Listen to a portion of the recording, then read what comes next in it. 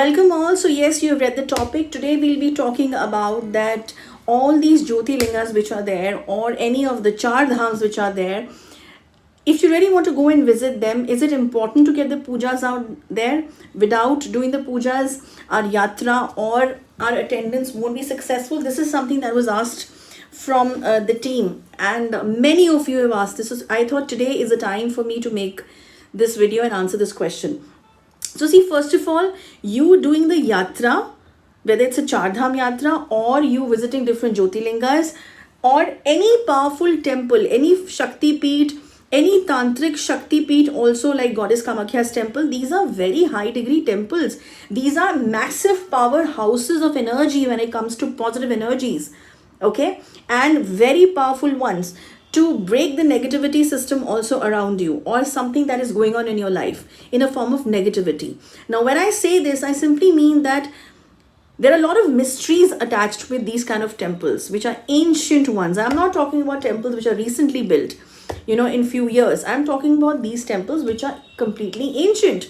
Okay, and they have their own vastu system. They have their own calculations of the construction as well. So the kind of construction that has been done, or the kind of vastu which has been followed in these temples, are so severe and positive that even if you don't do anything and you just go and sit inside that temple, your concentration level, your focus level will be sky high.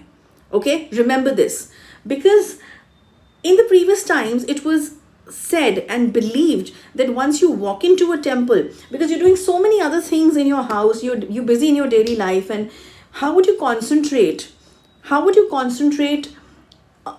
towards this divine energy? So the temples were there to come and sit and have a focus and just try to think nothing, just concentrate, just focus. Whether it's manifestation, in today's time you call it manifestation. So where do you get this technique of manifestation? Where do you get the time to manifest?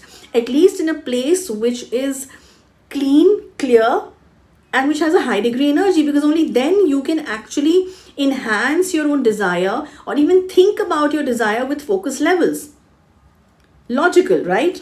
So that was the idea of the construction of the vastu of these ancient temples. Now let's come to today's scenario, that the question that was asked, that some of you even asked that, if we do not have the money to do the pujas in these Shakti Peeths or these ancient temples, is it okay, or we should not feel? We always feel that we went there, we did the yatra, we traveled all the way it should be, with lot of devotion, everything, but we did not have the money to do the Rudra Abhishek, especially in Kedarnath, when you people ask me a lot of questions regarding that.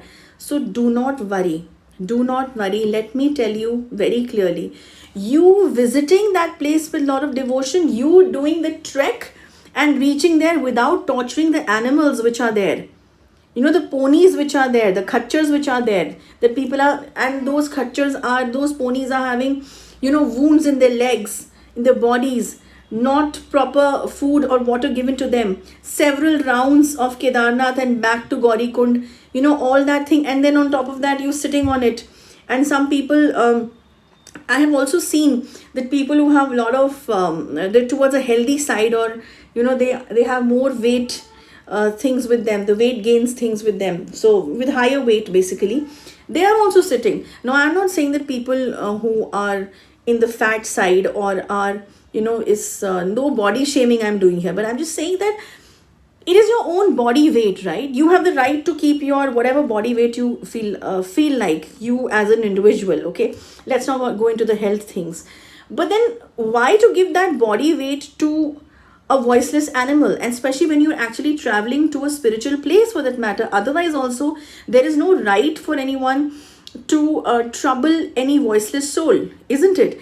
So even if you're doing the tracking, the trek, and if you think it's difficult for you, either you train yourself before, or either you do the trek the way it is supposed to be done, with your own feet and your legs, isn't it? So that kind of devotion and that kind of affirmation technique for yourself is very important, and that really counts. So if you do this And if you reach to such kind of Shakti Peeths or these powerful places, you know, like Kedarnath, or for that matter, the Char Dhams, or so many other temples which are there, you know, the goddess temples which are there. So automatically you have got the blessing. It was only your attendance with lot of devotion that was needed. So, and it's not necessary that you get the puja done. Remember this, don't feel disheartened that we don't have the money to do, you know, the pujas, and also we don't know that whether this journey of ours would be successful or not. No, it will be completely successful.